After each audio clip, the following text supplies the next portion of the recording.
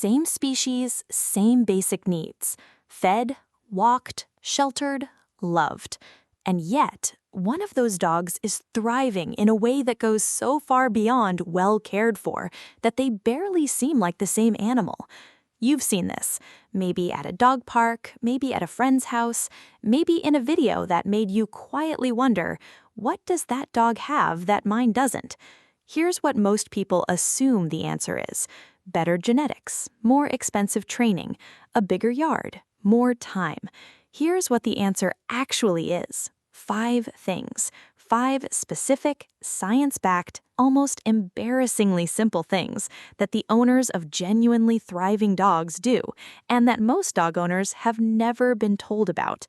What you're about to hear comes from animal cognition research, veterinary behavioral science, and the documented difference between dogs who merely survive domestic life and dogs who genuinely flourish in it.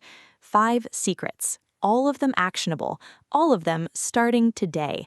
Let's change your dog's life. Number 1. Swap 10 minutes of exercise for 10 minutes of thinking. Here's a belief held by almost every dog owner that is simultaneously understandable and quietly wrong.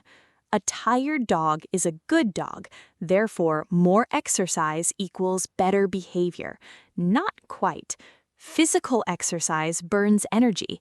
Mental exercise burns the specific kind of energy that most behavior problems are actually made of, the restless, frustrated, understimulated cognitive energy of a brain that was built to solve problems and has been given nothing to solve all day. Hide 3 pieces of kibble around your living room, tell him to find them, and watch what happens to the rest of his afternoon. A physically tired dog needs more exercise tomorrow. A mentally tired dog needs a nap. One of those outcomes does more for your quality of life. Number 2, stop comforting his fear. Instead, start reframing it. You love your dog. Of course you comfort him when he's scared. This instinct is not wrong. It comes from a good place. But here's what's actually happening in your dog's nervous system when you do it. Your dog is afraid. His cortisol is spiking. His body is in threat response. You immediately flood him with anxious, high-pitched, rapid vocal input and tight physical pressure, which in canine body language maps almost precisely onto the behavior of a creature that is also panicking. You meant to say, "It's fine, nothing is wrong." What he heard was, "Yes, this is an emergency, I am also reacting to it." The intervention that actually works is this: be boring. Genuinely, deliberately, almost insultingly boring about the scary thing. Don't comfort the fear, ignore the fear, and reward the calm. Sit near him, low energy, slow breathing. Do something mundane. When his body language softens even slightly, that's the moment you acknowledge. Not the panic, the recovery. You're not withholding love, you're refusing to confirm that the threat is real. That's the difference between a dog who gets slightly better at thunder over time and a dog who genuinely stops caring about it. We've already debunked the exercise myth and the comfort instinct, 2 things almost every dog owner gets backwards. This channel does this every single week. Real research, real reversals, real difference in your dog's actual daily life. If you're not subscribed yet, hit that button right now. Turn on notifications. Come back every week. Number 3, let the walk be his, completely, at least once a week. The walk where you have a route, a pace, a time budget, and a mild internal frustration every time he stops to investigate something for longer than feels reasonable is for you. And it's fine. Most walks need to be functional. But once a week, just once, give him a walk that is entirely, unconditionally his. No route, no pace, no time pressure. He leads. He stops when he wants. He sniffs for as long as the patch of grass requires, whether that's 3 seconds or 4 minutes, because apparently there is a full season of drama encoded in that specific spot and he needs to finish reading it. Think of it this way. Your daily walk is a commute.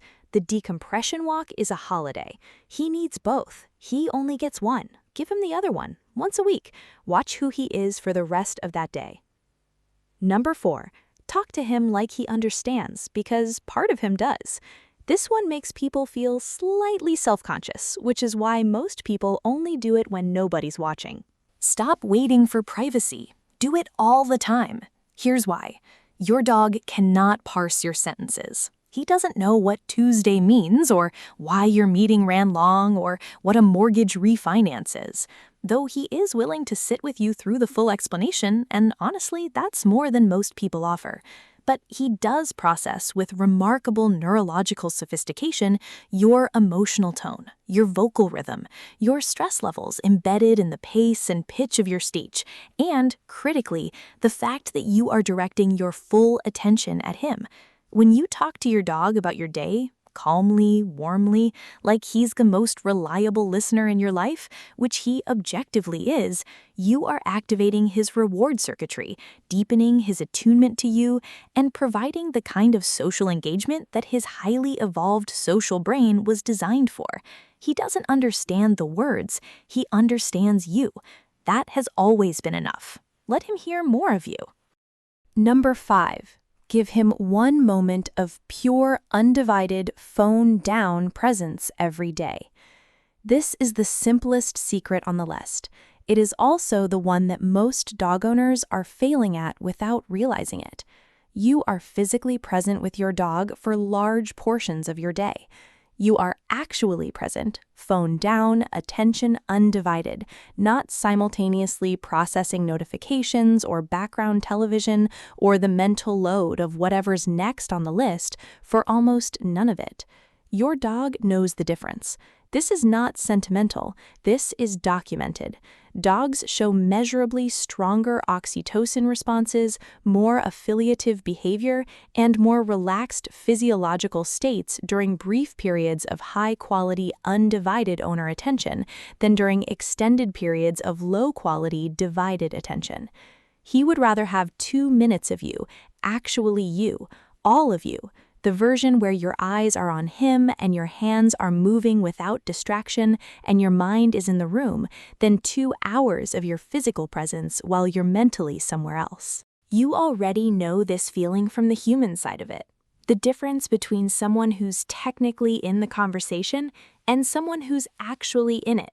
It's not a subtle difference. It's everything. 2 minutes, phone face down every day. No agenda, no task, and no half attention. Just you and him. And the fact that right now, for this specific 2 minutes, nothing in your life is more important than the dog in front of you. He will feel it. His nervous system will register it. His behavior, his baseline calm, his security, his trust, will reflect it over time in ways that will quietly astonish you. 2 minutes. That's the whole secret. 5 secrets, none of them expensive, none of them complicated, all of them available to you starting the moment this video ends. Hide some kibble. Stay boring during the thunder. Let him lead the walk on Sunday. Talk to him on the drive home. Put your phone down for 2 minutes tonight and be completely, actually there. That dog in the patch of sunlight, the one who looked like he'd figured something out, he had. His owner had figured it out first. The thriving dog is not a matter of luck, genetics, or resources. It is the direct output of an owner who understood what their dog actually needed and chose to provide it. You now know what those things are. The only question left is what you do tomorrow morning. If this video gave you even one thing you're going to do differently, that's everything. Like this video, it puts content like this in front of more dog owners, and those dogs deserve better owners. One tap does that. Comment below with the secret that hit you hardest, the one you know you've been getting wrong. And subscribe. Turn on notification if you aren't already part of this community. Every week, this channel publishes the kind of dog content that makes you stop, reconsider, and show up differently for the animal who shows up for you every single day without fail. Your dog's life doesn't change on its own, but yours can, starting right now.